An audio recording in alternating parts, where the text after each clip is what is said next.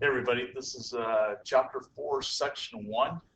We're looking at congruent figures. This is a really big chapter. The stuff in here we're doing is really a big chunk of proofs or doing proofs.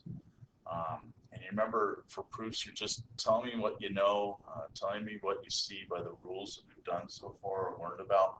So it's really important that you study stuff. Take the 5 to 10 extra minutes each day to go back over your notes, make sure you're doing what you need there. Okay. First thing you want to do for notes here is just define what congruent figures are. Okay, they're just figures that will have the same lengths of sides and the same angle measures. Okay.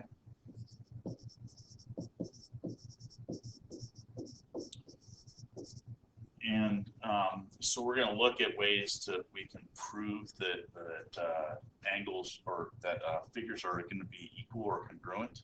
And typically, too, we're really going to just be working with triangles. There's some rules we're going to learn about triangles, but triangles are really, pieces of other figures. So if you go ahead and draw these two figures first here, these are two trapezoids, but draw them as they are, label them as they are, because we're going to talk about how to label things correctly. If you could do that really quick. Remember too, I go kind of quick on video, so if I'm getting too fast, hit pause. Don't stress. Hit pause. Catch up on the notes. Hit play again. Come on back. All right.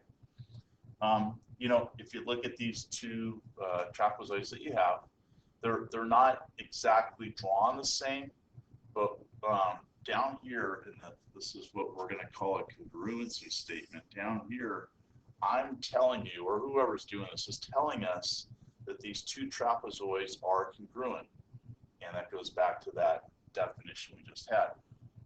If I can say they're congruent, then all the sides that are corresponding have to be equal. All the angles that are corresponding have to be equal. So remember, corresponding means they're in the same place basically in each figure. Okay, so let's start off kind of easy. For a congruency statement, so we'll go back up to this definition we had. It says congruent figures, but it says all the sides are going to be congruent and all the angles are going to be congruent. And then we need to throw in kind of the word corresponding here, okay? So I hope you all agree with me, if looking at these two, that angle A right here, if these two figures are congruent, we're telling you they are, it's given, then I believe that angle A and angle E are corresponding angles, and they have to be congruent, okay? So in a congruency statement, so if you could write this down, this is important. I'm not going to give you anything that you don't need, so make sure things I write down are important. Okay, in a congruency statement, I'm going to have multiple pieces. And it depends on how big my figure is or how many sides it has. Okay, in this case, it has 4 sides and 4 angles each. So angle A is congruent to angle E. Okay, and then I just need to keep going around the figure. It doesn't matter which way I go. You determine if you want to go around it clockwise or around it counterclockwise, whatever. But I got to put corresponding pieces together that are going to show that they're equal. So let's start here then. We'll go here. F and B, I believe they're corresponding angles. That means they're the same place in each figure. They would have to be equal. So I'm going to go angle B is congruent to angle F. Okay, I'm just going to keep on going here. So I'm going to look at C. And I'm going kind of left to right like you read a book, okay, when I'm going from one figure to the next. So angle C is going to be congruent to angle G. Okay. And I'm kind of being a little bit remiss here because I'm just indicating stuff. So remember, these not all the angles are equal, so I kind of have to do this, okay? Which is going to make it messy, but I don't want to get you confused. And then angle, keep going, angle D is going to be congruent to angle H. Okay? Now, so part of the congruency statement we already given you. This was the first part saying the two figures are congruent. All right. Now I kind of started. Hopefully it was easy that I showed that these corresponding angles are equal. Now I got to do it with the sides. So I've got it. I'm assuming because they told me that they're equal, I can say now that each other piece of the trapezoid is equal to the corresponding piece of the other one. So side AB would be congruent to side FE or EF. I'll kind of go, I got to go in order. So A was corresponding to E, and I put A first, so I got to make sure I put E first, okay? And then go around the figure, you know, counterclockwise, clockwise, whatever you need to do. So I'm going to assume that side BC is congruent to side EH. Once again, going kind of in order. I'm sorry, time out. I went in order the wrong way. BC is going to be congruent to FG, my fault. I went clockwise one way and counterclockwise the other way. Oh boy. It's a good thing I caught that. All right. And just keep on going. So I'm going to say side CD is going to be congruent to side GH. Okay.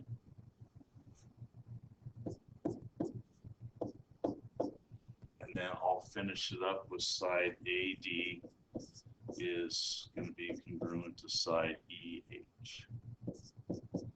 Okay, and I'm just trying to make sure, it's kind of nitpicky, but it's kind of like what we have to do things the right way. A and E were corresponding to each other. C and G were corresponding to each other, so they always kind of came first. So you just, not that I would really mark it wrong, but we got to work towards doing it the exact correct way, okay? So I want to just point out my congruency statement had multiple pieces here. It started off with this, and then I had 4 more pieces over here, and I had 4 more pieces here. Okay, so I had 9 pieces for my congruency statement. So, you know, people go, how do I know how many I'm supposed to have? Well, I think the easy way is you take the number of sides of the figure. So it was a 4-sided figure. I'm going to double it because there was 2. And I'm going to add 1. And the 1 is really this guy right here. I'm just saying these 2 figures are congruent to those 2 figures. And then the other ones are the pieces of each figure, okay? So it's a little kind of, you know, it's tough there, understanding how to do it. It's not really that difficult. It's time consuming, takes up some room, but it's something that we have to be able to do, okay? All right, so example number 1, let's do this on our own. I'm going to give you a figure HIJK and another figure LMNO. I don't know what kind of figure it is, but it's got 4 variables or 4 letters that would be vertices. So if I got 4, I'm going to assume it's at least a 4-sided figure. Could be a trapezoid like we just did. Could be a square. Could be a rectangle. It doesn't matter. So I'm going to just draw a square because that's easy. And I'm not a very good drawer. You just saw that because I got to pick the square. Okay. And I'm going to label it. And I'm going to start with this first one, this HIJK.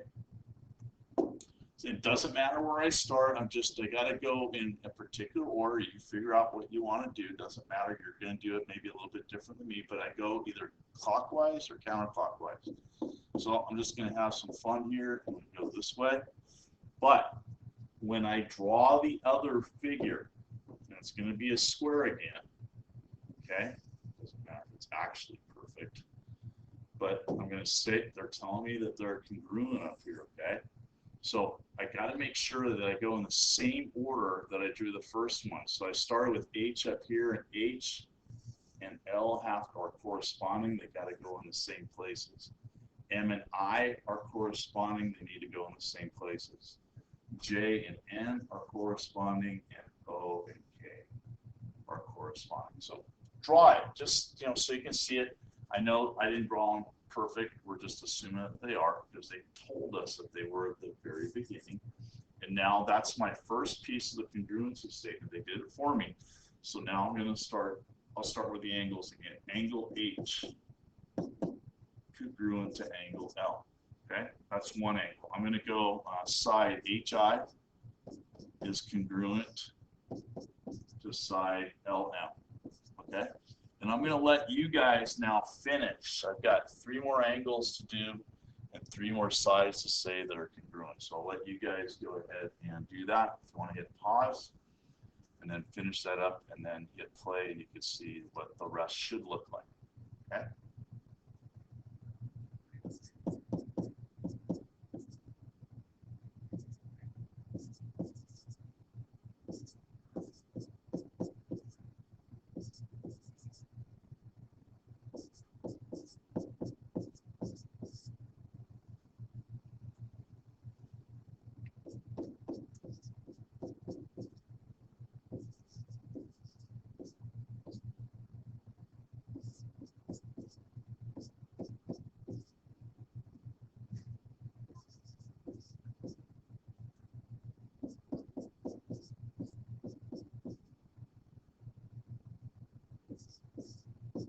Okay, so there you go.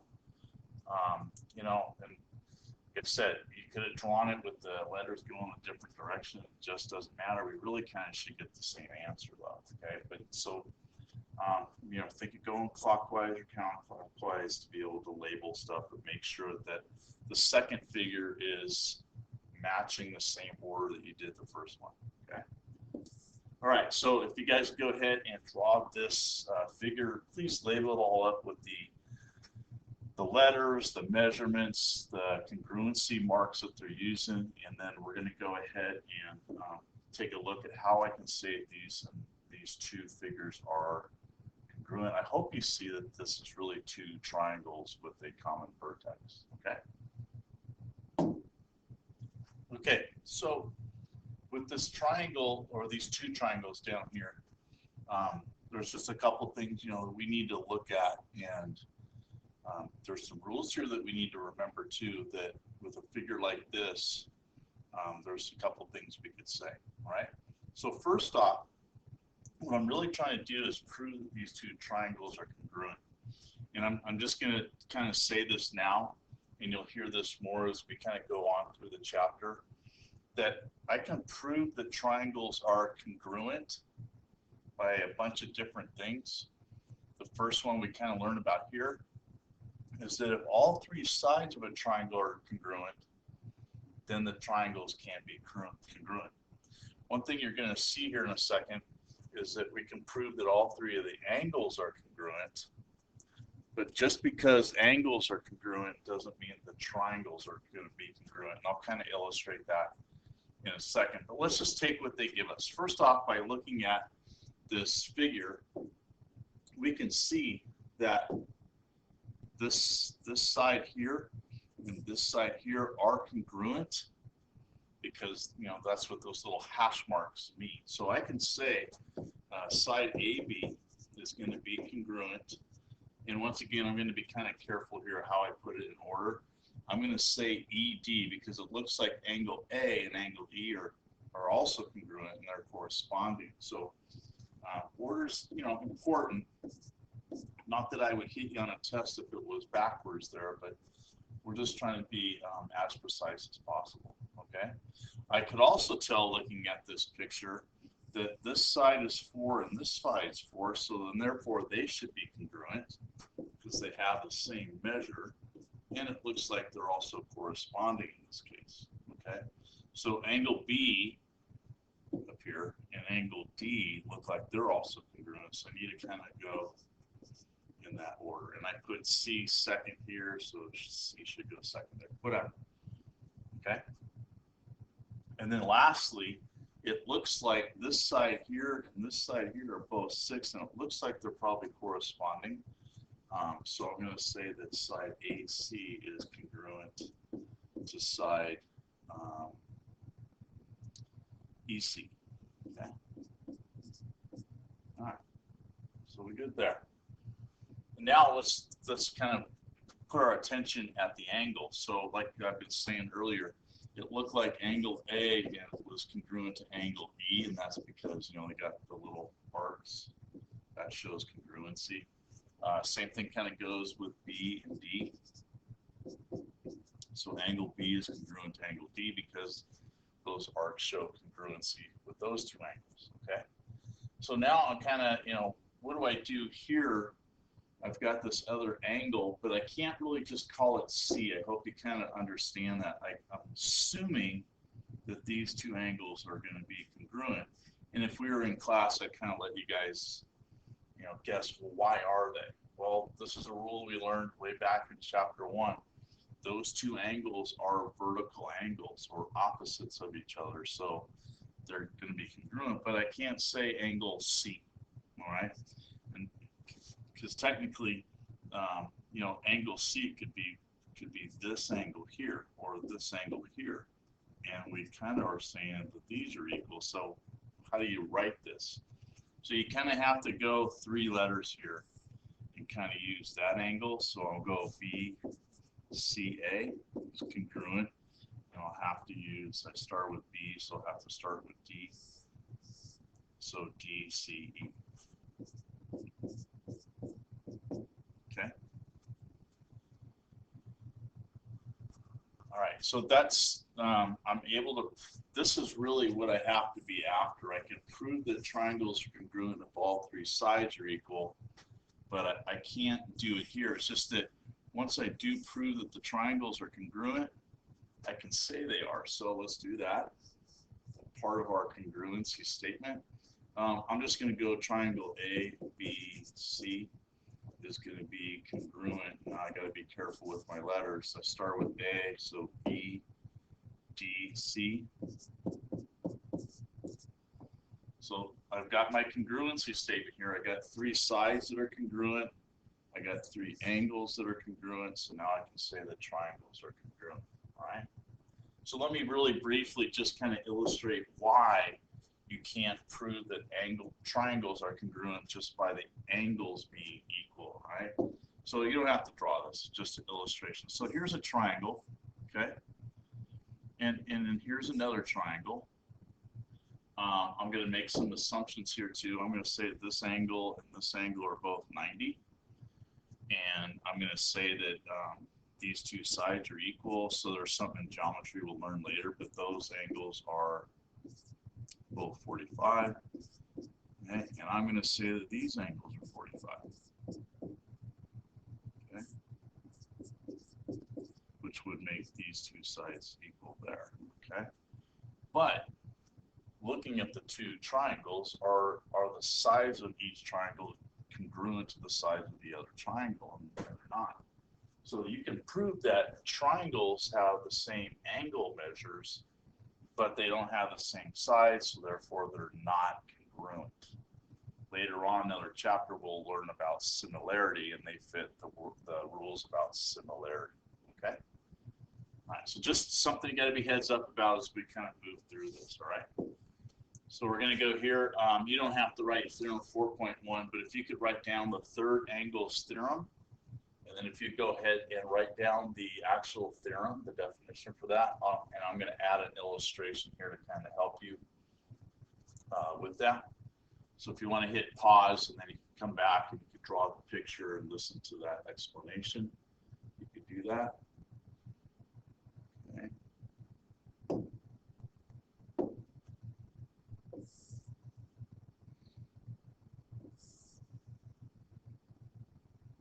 Okay, I'm just drawing 2 triangles. I hope they're supposed to be congruent. I don't know if they really are or not, but if I've got 2 angles of one triangle, okay, so I'm just going to throw some pretend numbers out here, okay? So I'm going to say that this is going to be 40, okay? And and this is going to be 35. Okay. And I'm making it kind of easy here. I'm going to say this is 40 and this is 35. Okay. We know that a triangle has to equal 180 degrees. So that's kind of a given that we've talked about, all right? Now, if I've got two angles that are congruent to two angles of another one, then that's saying that the third angles have to be congruent, right? Now, let's just, common sense here says, okay, if I add, these two up, I'm going to get 75. If I add these two up, I'm going to get 75. And if I subtract them from 180, then I'm going to be able to get what that third angle happens to be. Well, it's going to be the same for both. Okay, so that's a pretty kind of common sense theorem, but it's one that we'll use a lot. And kind of we throw some algebra with it, so it's more of, hey, you know the rule, how do you set up a problem to be able to figure it out? That's going to be the big thing, okay? But that third angle then should be 105 degrees. Okay, so just that one's a really good one to kind of keep in our head.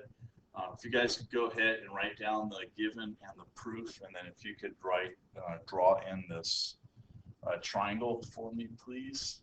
And we're going to prove this. So go ahead and draw in your two-column proof. All right. And if you want to hit pause and then come on back, I'm going to go ahead and put up the solution.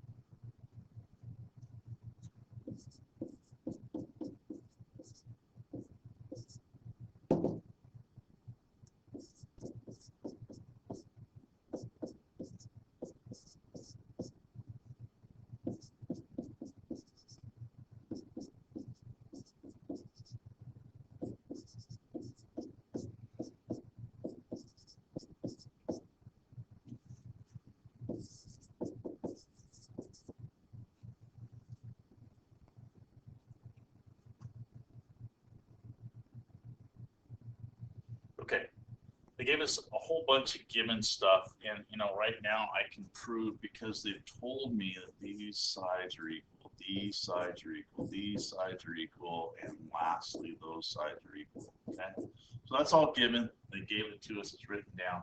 I'm just going to warn you though that they're not always going to draw it on the picture. Or they might say it here in the given, but they won't include it over the picture. You need to make sure that you do that as we go along. We're just kind of doing baby steps right now. Okay, but let's look. This is really good practice here. Let's look at what do we know besides what they gave us. Okay, now proofs are not that hard. It's a little ambiguous though. How do I start? How do I end? But as we do these more, and hopefully you listen, take good notes, you'll be able to kind of help yourself. And they're really not I don't think that difficult. Okay, it's just it's a new thing, and it's hard to kind of, where do I really go, and how do I know I'm done? Those are the things that kids ask. Well, first off, you got to know your stuff. I'm going to say those two angles are equal because they're vertical. All right, now I have to really be specific here. So I'm going to go ABE.